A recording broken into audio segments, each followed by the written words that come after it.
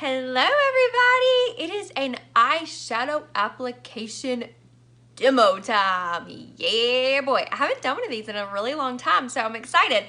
What I'm going to do is I'm going to show you a couple of looks that you can do using one of our customizable palettes. This is actually a palette that I helped someone customize and they were like, can you do a video showing a couple of looks with it? Abso-stinking-fruitly-lutely. Yes, I can. So I'm going to show a couple of different looks. What I'm going to do is I'm going to record this video with one look and then I'll kind of do another look later on and morph them together so it can be a couple of different ones. So this is the palette right here. This is a customizable palette, so colors that you can, whatever colors you want. And we have, I mean, these are like all of them. There's literally a million. So lots of different options. This is the one I did for her, and this color is Pessimistic. It's like a gray satin color. This is Gullible. It's an espresso brown. This is Nonsensical, and it's like a mauve rose brown, and these are all matte satin. And then this is Slick. This is a shimmer pink. So lots of different combos. You can do so many different things. When you have a set of 4, and I always recommend at least a set of 4, you can do so many different combos. You can do, what I like to do is always think, you can think of 2s, okay? You can always think of 2s because you can always do just a color in the crease and then a color on the lid. You can do these 2. You can do these 2. You can do these 2. You could do these 2. You see what I'm saying? So many different options. So think of that first. Another way that I like to work is I like to work in 3s. So I like to do a color on the crease, a color on the lid, and then a color on the outer V, and that's what I'm going to do today. So I'm going to start off with this pretty little rose color that actually matches my shirt perfectly, and I'm going to use that color as my transition, all right? So I'm going to go in with a fluffy brush, and I'm going to put this in my transition here, and I'm going to go back and forth like a windshield wiper. So here, and back and forth, back and forth.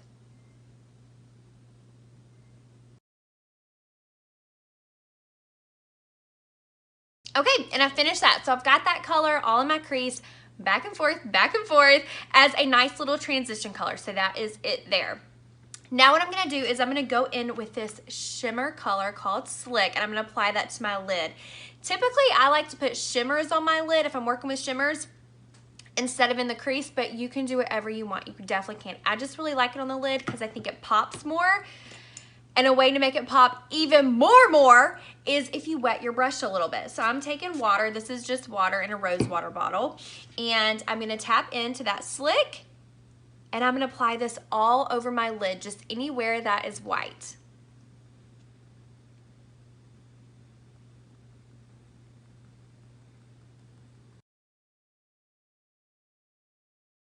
And here is the finished look when I added Slick to the lid. Now you can actually leave it alone. You can just do 2 colors and leave it alone here, okay? Like I was mentioning earlier, any kind of combo of 2. But what I'm gonna do is I'm gonna take it just a little step further, and I'm gonna add something into my outer V. I'm gonna go in with this brown color, Gullible, and I'm going to add that along my outer V. Now, doing your outer V, I think, is probably the most trickiest part about eyeshadow application, but I can show you tips for sure, but you really kind of have to play with your eye shape, okay? But what I like to do is I like to take a crease brush, and I do this a couple different ways, but today I'm just gonna keep it pretty simple.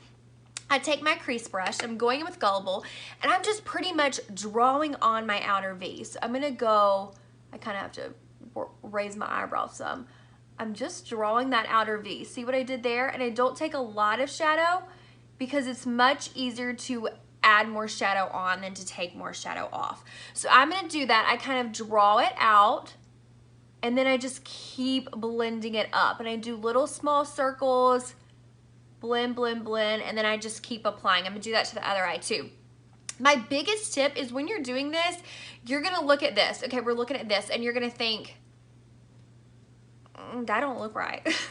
That don't look right. I feel like without fail, it always kind of feels that way. However, then you blend, then you add your liner, then you add your mascara, and it looks gorgeous, I promise you. So just keep going. All right, so I'm gonna finish off this eye, and then I'm gonna go and add more to this eye too.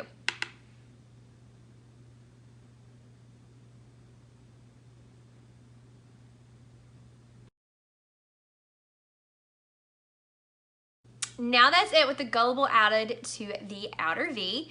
And now what I'm gonna do is I'm going to take a big fluffy brush again and I'm going to blend that together. I'm just gonna kind of soften up these edges a little bit. Very, very simple. You need nothing on the brush and you just basically just kind of go, just kind of blending just a little bit. We're just softening up those harsh edges. And if you feel like, I feel like a lot of times I feel like I blend a little too much, just go back in, grab a little bit more color and add a little bit until you get the look that you desire. Blam. And this is it all blended in. Now what I'm going to do, is I'm going to add liner and mascara. I'm going to take a little bit of that gullible and just drag it a little bit under my lower lash line. Then I'm going to take a brown pencil liner, add it on my waterline and top lash line, and then I'm going to add mascara and I'll show you the finished look.